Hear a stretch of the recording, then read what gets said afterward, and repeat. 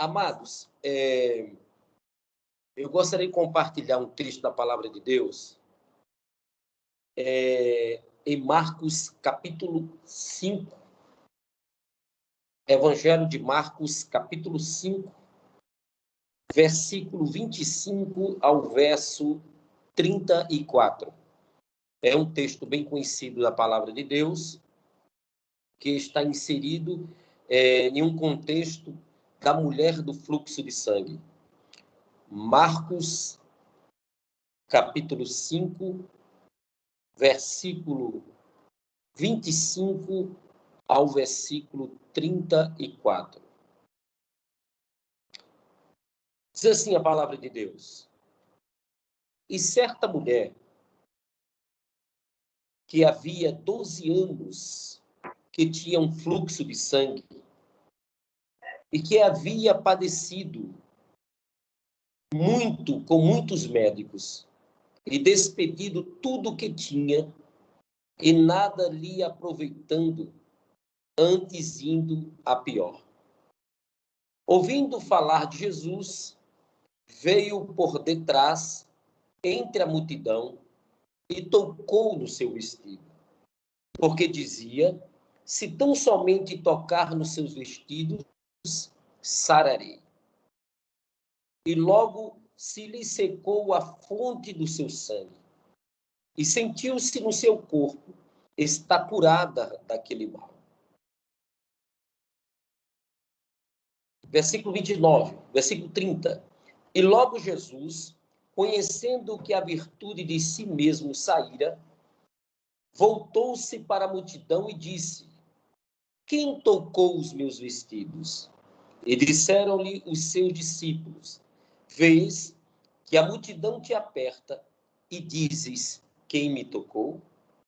E ele, olhando em redor para ver o que isto fizera, então a mulher, que sabia o que lhe tinha acontecido, temendo e tremendo, aproximou-se e prostrou-se diante dele e disse-lhe toda a verdade. Versículo 34. E ele lhe disse: filha, a tua fé te salvou. Vai em paz e ser curada deste mal. Queridos irmãos e ouvintes da palavra do Senhor, nós acabamos de ler um texto da palavra de Deus que está inserido no Evangelho de Marcos, capítulo 5, versículo 25 ao 34, onde narra uma história de uma mulher que a Bíblia não diz o seu nome, mas a Bíblia diz que era uma mulher que tinha um fluxo de sangue.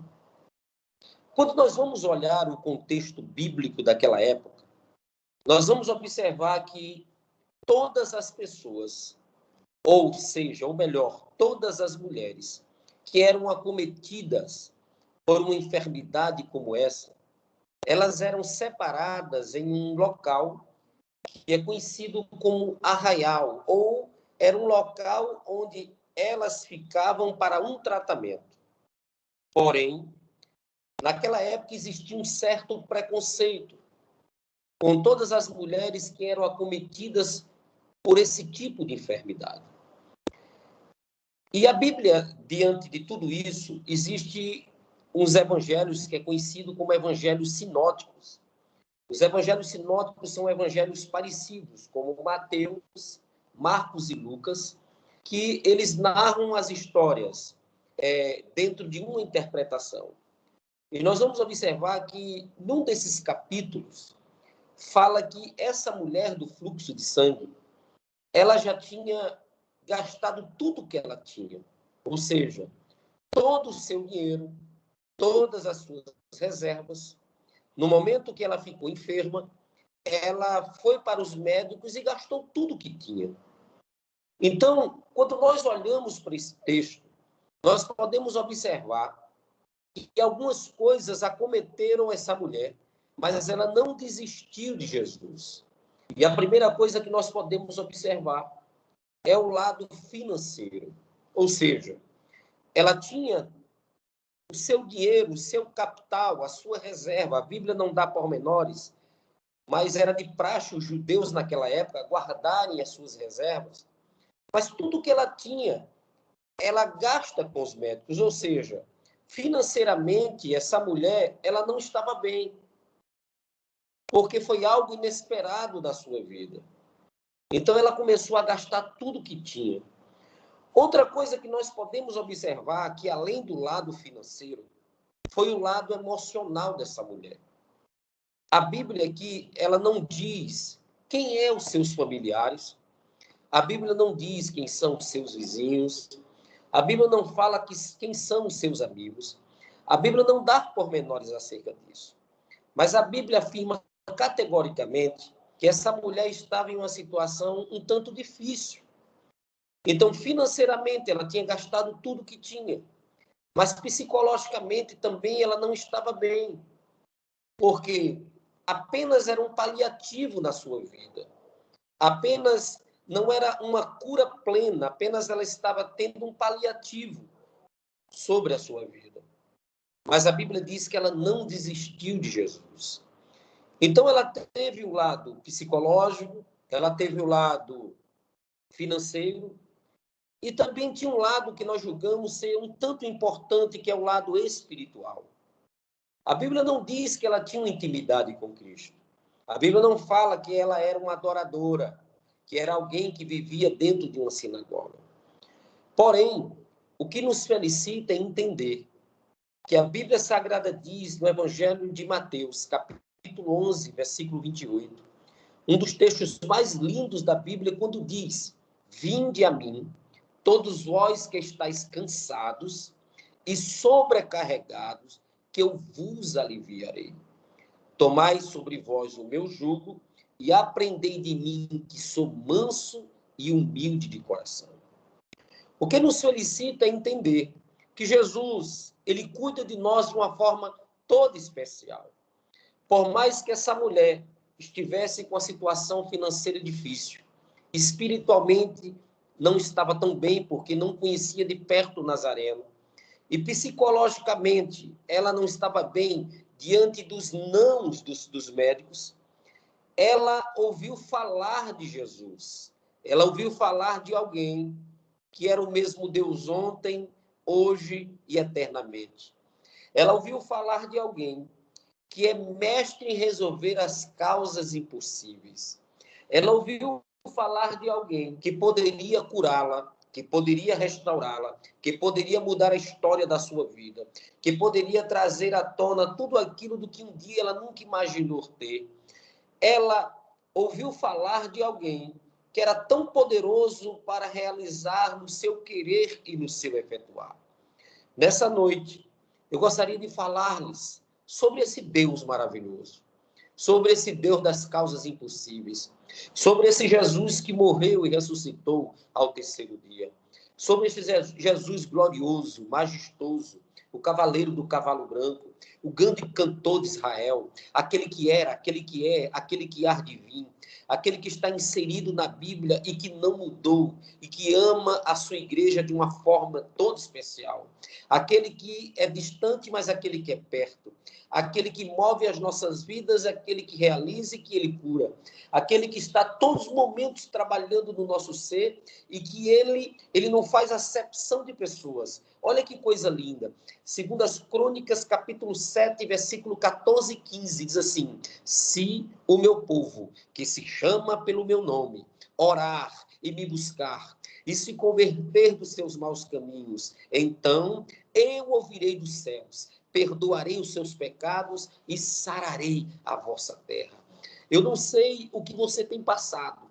Eu não sei o que você tem passado ultimamente. Talvez esteja precisando de uma cura, talvez esteja precisando de um milagre de Deus, mas o mesmo Deus da Bíblia é o Deus que está agindo na minha vida e é o Deus que está agindo nas vossas vidas de uma forma toda especial.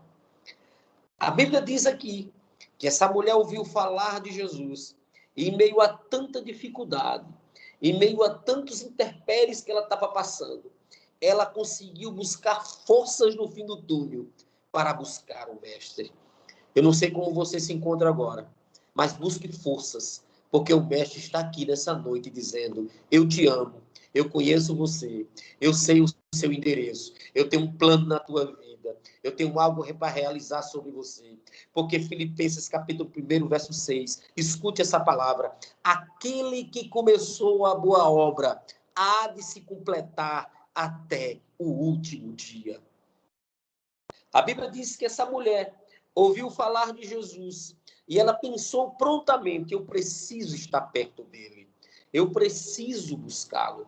Mas, amados, para buscar a Deus, às vezes acontece alguns empecilhos que vêm sobre a nossa vida para que não busquemos a ele.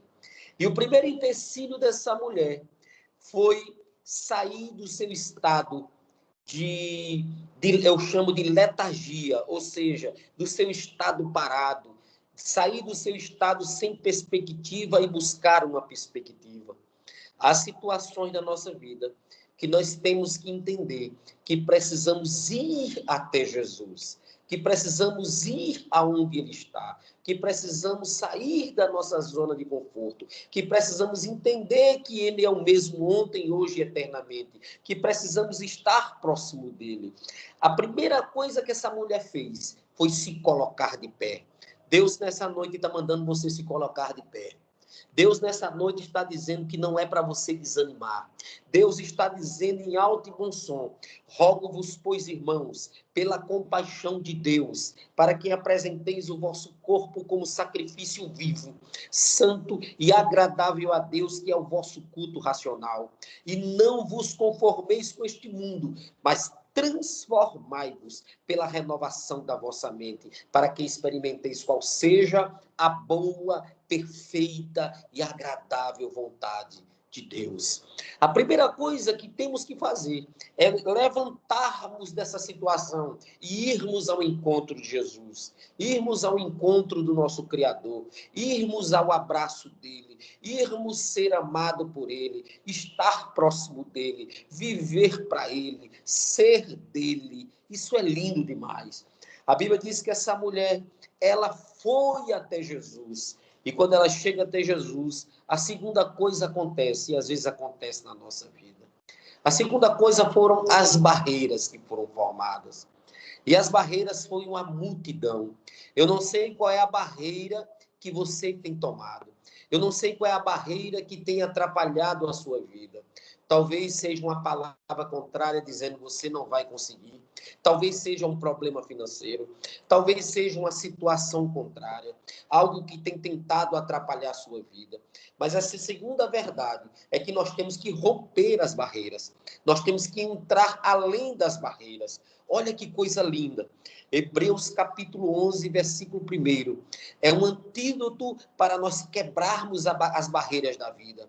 Hebreus capítulo 11, versículo 1 diz que a fé é o firme fundamento das coisas que não se veem, mas é a convicção das coisas que se esperam. Olha que coisa linda. Eu sempre costumo dizer, quando eu estou pregando, existem dois tipos de fé. Existe fé na fé e existe a fé pura. A fé na fé é uma fé que nós já nascemos com ela. Todo ser humano nasceu com fé. A fé é quando você acredita na palavra de alguém. A fé é quando você acredita em algo palpável, algo que você consegue pegar, algo que é fixo para você pegar. A fé é quando você acredita na palavra de um filho seu, que diz que vai buscar você tal hora, e você sabe que ele vai buscar. Isso chama-se fé na fé. Todo mundo nasceu com a fé. Porém, existe um segundo tipo de fé, que é conhecido como a fé, apenas a fé. Ou seja, é a fé que gera milagres. É a fé que abre portas. É a fé que, quando nós acreditamos no impossível, Deus realiza milagres de uma forma toda especial.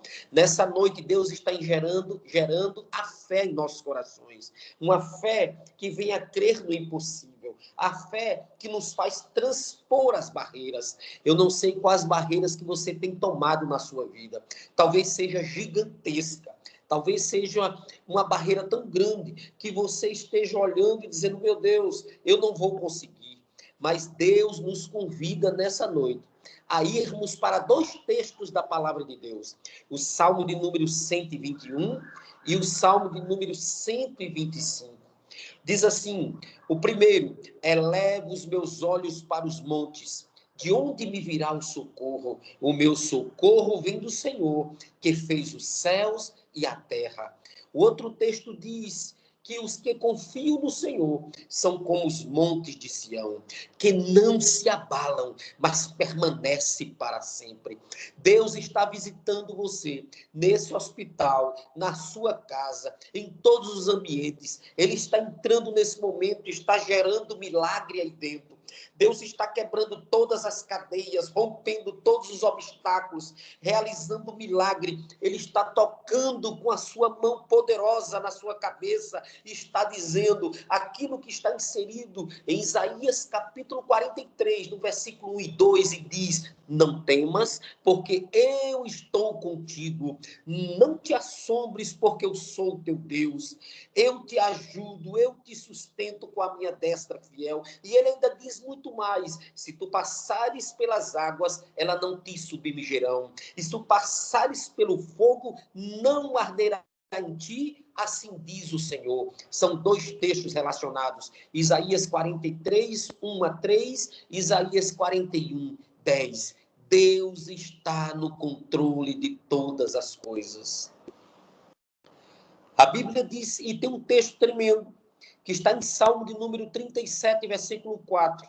E quando nós transpomos as barreiras, nós conseguimos entrar piamente dentro desse texto.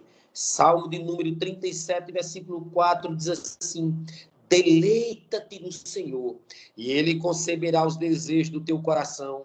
Entrega o teu caminho a Ele, confia nele, e o mais Ele fará. Essa palavra deleita-te é tremendo. É como se nós pegássemos um travesseiro e nós jogássemos nos braços de Deus e dizemos assim: Senhor, o problema não é meu, eu não sei como resolver esse problema, mas eu estou entregando ao Senhor, porque eu acredito que o Senhor vai fazer. Quando nós deleitamos a nossa vida em Deus, Deus ele toma o controle completamente da nossa vida e realiza um milagre. Esses dias eu estava pregando sobre o Vale de Ossos Secos. E uma das coisas no Vale de Ossos Secos que me deixa boquiaberto é quando a Bíblia diz que Isaías ele fica assustado com a situação caótica, que aquilo ali prefigura o povo de Israel. E quando ele olha, a Bíblia diz que o vale não estava seco, estava sequíssimo.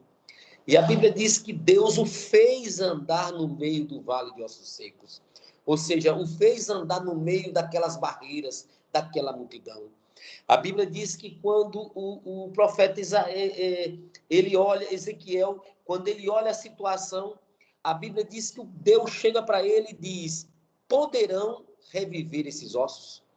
Amados, tem situações da nossa vida que Deus nos pergunta: será que há vida? Será que há condições de viver? Será que há condições de reverter? Deus faz essas coisas para que nós respondamos aquilo do que ele falou. Olha o que Ezequiel diz: Senhor, tu o sabes.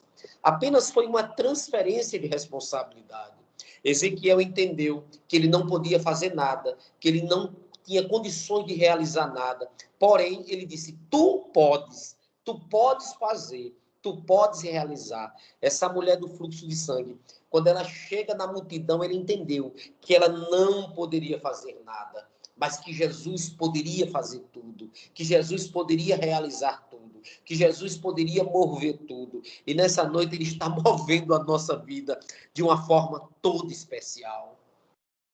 A Bíblia diz que quando ela chega próximo da multidão, existiu o terceiro desafio. Foi o desafio das palavras negativas. A Bíblia diz que quando ela chega no meio da multidão e quando ela consegue romper as multidões, aqueles que andavam com Jesus, estavam os discípulos, estavam tanta gente, chega para Jesus e disse: olha, tem uma mulher aí gritando atrás do Senhor, despede-a, ou seja, deixa ela para trás. Mas a Bíblia diz que ela não escutou aquilo que eles falaram. Queridos, quando nós estamos com Cristo, nós não escutamos as palavras contrárias. Nós não vivemos à mercê das palavras contrárias. Nós não vivemos à mercê do mundo. O mundo diz, a pandemia vai dissipar a humanidade.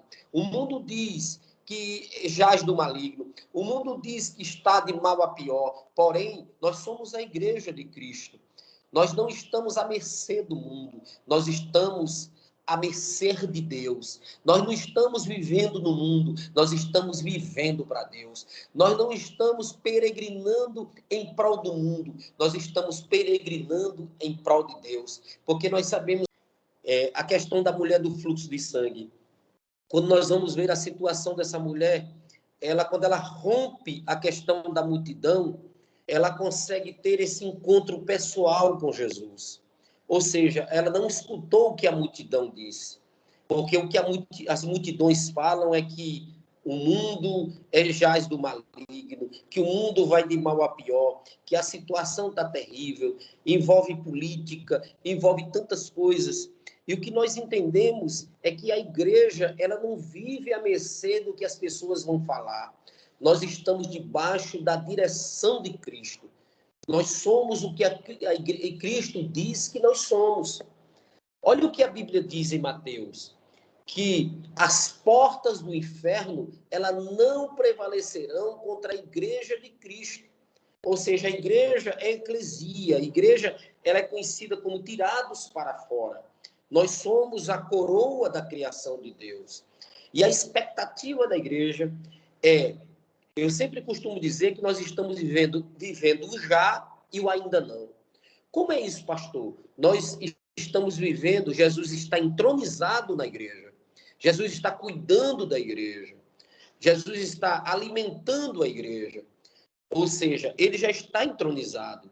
O ainda não é aquilo que é uma grande expectação. Ou seja, nós estamos vivendo o melhor de Deus aqui, mas o melhor dos melhores e dos melhores está no lugar chamado céu.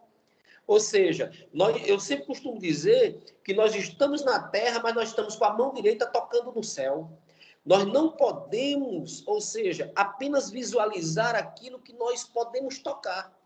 Por isso que a Bíblia diz, buscai o reino de Deus e a sua justiça, e as demais coisas vos serão acrescentadas. Então, quando a igreja tem essa consciência, a consciência de que a nossa função aqui na Terra é glorificar a Deus, né? Glauber, como eu já falei, eu sou um ex-roqueiro que não acreditava em Deus, né? Do heavy metal, escutava Iron Maiden, The Number of the Beast, o número da besta. E quantas vezes eu dizia que Deus não existia, que Deus era... Eu xingava o nome de Deus. E no momento que eu tive mais ódio de Deus, foi no momento que ele mais me amou. Isaías capítulo 54, versículo 10 diz: embora as montanhas se desviem de um lado para o outro e o outeiro comece a tremer, o meu constante amor não se separará de ti, assim diz o Senhor. Ou seja, eu consegui romper as multidões. Eu lembro que quando eu me converti, disseram assim, eu não dou 5 meses para ele ficar na igreja, não tem condições nenhuma desse jovem ficar na igreja. Ele ama o rock. Eu tinha coleções de discos de Slayer, de Metallica, Iron Maiden, né? Venom, era cada banda terrível. E eu amava os discos, era discos na época. Eu amava os discos de vinil, eu amava o rock and roll. Mas o dia que eu conheci Jesus, eu não digo que me apaixonei, eu amei alguém que me amou primeiro. Eu amei alguém, a voz mais linda que eu conheci na minha vida. Eu sempre digo, a voz de Deus, a voz mais linda. Foi o abraço mais gostoso que eu tive. Foi o diálogo mais gostoso que eu tive. Foi o encontro mais gostoso que eu tive. Foi o cuidado mais gostoso que eu tive. E as pessoas disseram, você não vai durar 5 meses. E eu já estou há 22, 23 anos na presença dele, fazendo a obra dele, buscando a ele, vivendo para ele. Deus já me levou para tantos países aí para pregar o evangelho, acho que mais de 20 países. Então, um dia eu não conhecia ele, mas tinha uma multidão na minha frente. Eu era um doente, Eu estava dentro de uma lata de lixo, costumo dizer, eu estava dentro de uma lata de lixo, ninguém me queria. E ele veio, porque se o grão de trigo caído na terra não morrer, fica ele só, mas se morrer, dá muitos frutos. E um dia eu me encontrei com ele, consegui romper essa multidão. E quando a gente consegue romper essa multidão, acontece o último, é o relacionamento com ele. É lindo a questão do relacionamento, Glauber. Às vezes a gente olha como é que pode um Deus tão grande, que podemos dizer que ele é transcendente, ele está tão longe, que a gente procura, cadê Deus? Ele está longe. Aí, de repente, quando a gente ora, ele está perto da gente. E a gente olha e diz, meu Deus, que negócio é isso? Aí a gente entende, o Espírito Santo dentro de nós. Porque o Espírito Santo não habita em templos feitos por mãos de homens. Ele habita dentro de nós. No Antigo Testamento, no Salmo de número 84, diz assim, quão formosos são os teus tabernáculos, ó Senhor dos exércitos. A minha alma suspira e desfalece perante os teus átrios. Até o pardal encontrou casa, andorinha, ninho para si. É um texto do Antigo Testamento que fala dos tabernáculos que abria e fechava. Hoje não precisa abrir, não precisa fechar. Ele está dentro de nós, vivendo dentro de nós. Aonde a gente chega, nós falamos dele, exalamos a ele, dizemos que ele é bom, que ele é maravilhoso, que ele cuida, que ele realiza, que ele move. Nesse tempo de ministério, e eu não sei porquê, Deus falou ao meu coração, eu ia pregar outro texto, pregue mulher do fruto de sangue, e eu vou pregar porque Deus está dizendo.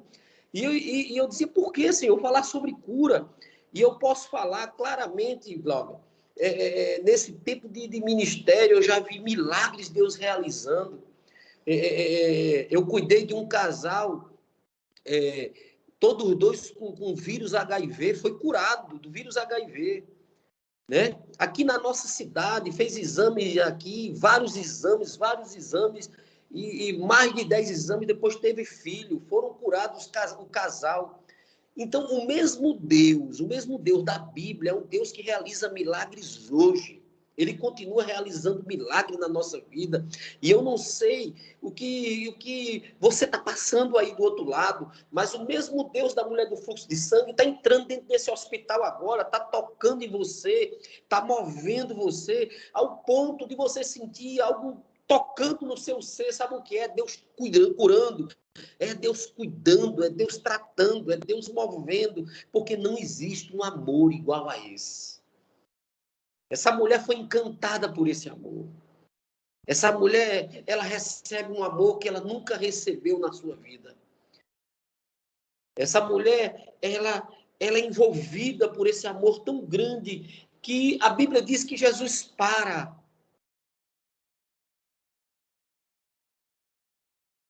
E diz assim, alguém me tocou, porque de mim saiu virtude. Automaticamente essa mulher foi curada, essa mulher foi restaurada e o nome do Senhor foi glorificado. Que nessa noite de vigília o Senhor possa estar tocando os nossos corações. Talvez você esteja tão distante aí, talvez você esteja até em uma outra cidade, pelo que eu vi, pessoas viajando, mas entenda uma coisa, o amor de Deus está acima de todas as coisas. Lá em Coríntios, no capítulo 13, diz, ainda que eu falasse a língua dos homens e dos anjos, e se não tivesse amor, nada disso valeria. E é incrível que lá no final, diz assim, sobram a fé, a esperança e o amor. E diz que o maior é o amor. Eu sempre costumo dizer que é muito lindo a esperança. A esperança no verbo esperançar. Esperar andando. Parece paradoxal, mas não é. Porque quando nós esperamos em Deus, nós não ficamos parados. Nós andamos ao seu encontro, ao seu abraço. É lindo demais a esperança. Lindo também é ter fé. Porque a fé, você não consegue tocar, você não consegue ver, mas você consegue sentir. João capítulo 3, Nicodemos. Jesus disse que o vento do Espírito não pode ser tocado, mas ele pode ser sentido. É tão lindo a fé, é tão lindo a esperança. Mas maior ainda é o amor. E eu quero terminar a minha fala sobre esse amor. Um amor que está lá em João, capítulo 3, versículo 16. Filipenses, capítulo 2, versículo 9, diz que aconteceu no grego uma palavra kenosis. A palavra kenosis significa esvaziar-se. E quando a gente vê a grandeza desse texto, o nosso amor aumenta diante desse Deus. Kenosis significa que Deus sempre esteve no apogeu com Jesus.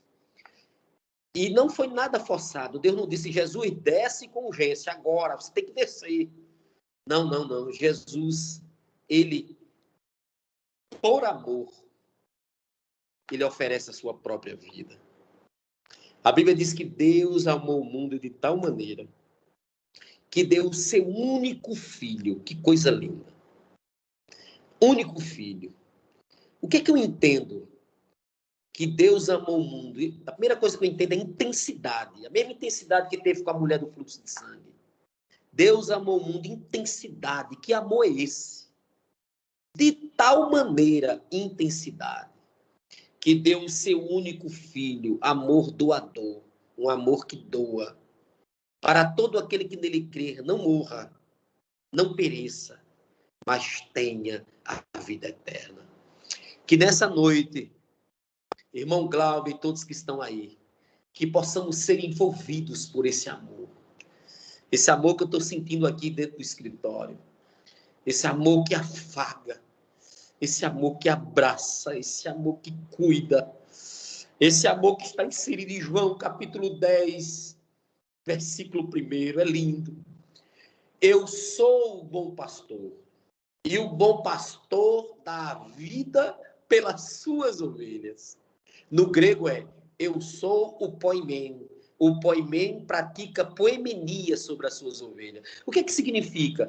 Ele é o pastor, ele cuida e continuará cuidando das suas ovelhas. Esse texto fala sobre isso. Eu cuido e continuarei cuidando. Você já viu a profundidade? Ele não cuida hoje para depois cuidar amanhã, não. Ele cuida hoje e vai sempre cuidando, até o final de todas as coisas. Então, esse bom pastor, esse bom poimen, esse que cuida, que abraça, ele está nos abraçando aqui hoje. E nós vamos dormir com esse amor de Deus. E vai se cumprir na nossa vida aqui o texto que diz, em paz me deito e logo pego no sono. Porque somente tu, Senhor, me dá uma noite tranquila. Para vocês que estão no leito do hospital, eu tenho uma palavra para você. O choro pode durar uma noite, mas a alegria vem pelo amanhecer. Você pode estar chorando agora, mas pelo amanhecer, você vai rir e vai agradecer por tudo que Deus tem feito na sua vida. E eu profetizo cura sobre esse leito de dor.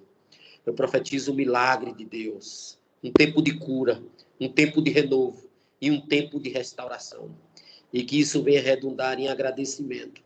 E que esse agradecimento eleve aos céus. E que possa dizer que só o Senhor é Deus. Que só o Senhor é Deus. Que possamos guardar essa palavra em nossos corações. Que o mesmo Deus que curou a mulher do fluxo de sangue possa curar as nossas vidas pelo poder do nome do Pai, do Filho e do Espírito Santo. Amém. Que Deus abençoe a todos. Muito obrigado pela oportunidade.